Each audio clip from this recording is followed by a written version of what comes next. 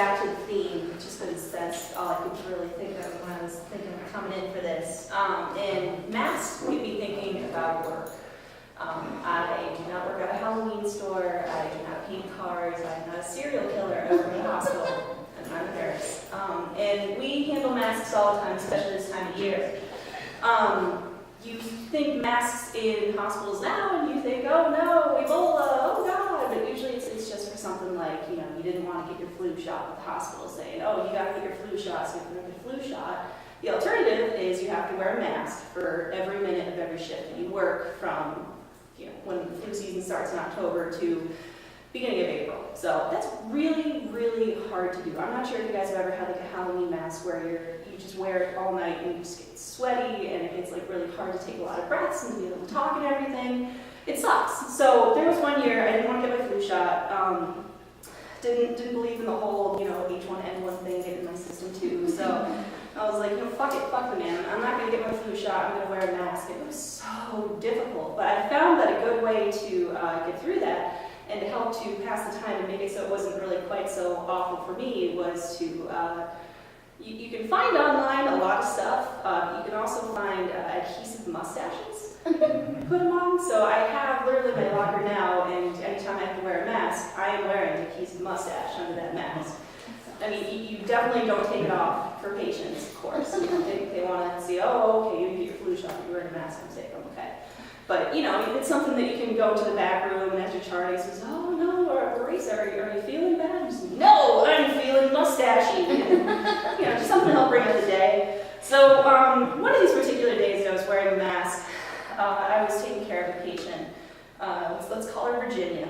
And she has dementia to some extent. But to some extent, she's also just a difficult person. And you'll find that if you meet older people, they're very candid and they're going to be who they're going to be. They don't put it in front like other people do. You know, when you're younger, you want to try to get along with people, do everything like that. So you try to be nice or be sweet. But if you're older and you were a mean person when you're younger, you are going to be mean. You're going to be awful. If you were a sweet person when you were younger, you know, you're just going to be sweet as pie till the day you die sort of thing. And Virginia was just mean. She was incontinent. She couldn't really do a lot for herself. She had a broken hip. So I had an assignment with 5 people. And that could be a lot. And we were understaffed that day. So, you know, there was a lot going on, lots of tensions, lots of stress, everything like that. And my tech, who's like a nurse's aide that you kind of team up with, needed help cleaning up Virginia. She's in a room by herself. She's on contact precautions. So as well as having my mask on, I had to put on this big old plastic gown that, you know, it seems very light and everything, but once you've been in that thing for 10 minutes, turning and moving and doing a whole bunch of stuff, you're basically losing 5 pounds in sweat easy.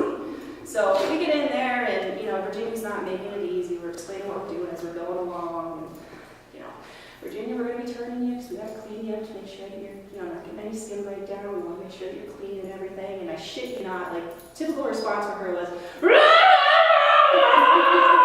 and she would resist, and, you know, we try to turn her, and she'd be pushing against the bed rail, so you're, you know, sitting there like this with your mask on, personal protective equipment, with this lady that's, you know, pushing against the bed rails, and my tech is trying to help to clean her up and everything, and I'm trying to calm her down, and she's trying to swat at me, and, you know, go and do this and everything, and she's just not giving me any responses. And I'm trying to calm her down. I'm trying to, Virginia, where was your favorite place to go to vacation? And all I get in response is, you know, it's difficult, and then sweating, and we're tired. It might take us like 45 minutes to do it because we're changing this poor lady and switching the bed over and moving everything around. She's not making it easy. And the entire time she's saying, you know, give me coffee, but we can't get her coffee when we have her laying down like that. She's going to choke. She's going to get all over herself, make a big mess, and then here we are at the beginning again. You know, clean her back up, and she doesn't want it. So we finally get through with everything with her. And I'm walking out of the room, and my tech is helping to clean up and everything, and I'm taking off my gown, I've got my mustache on underneath my mask, and I turn to her and I go, Virginia, how do you take your coffee? And she looks at me and smiles and says, 2 sugars!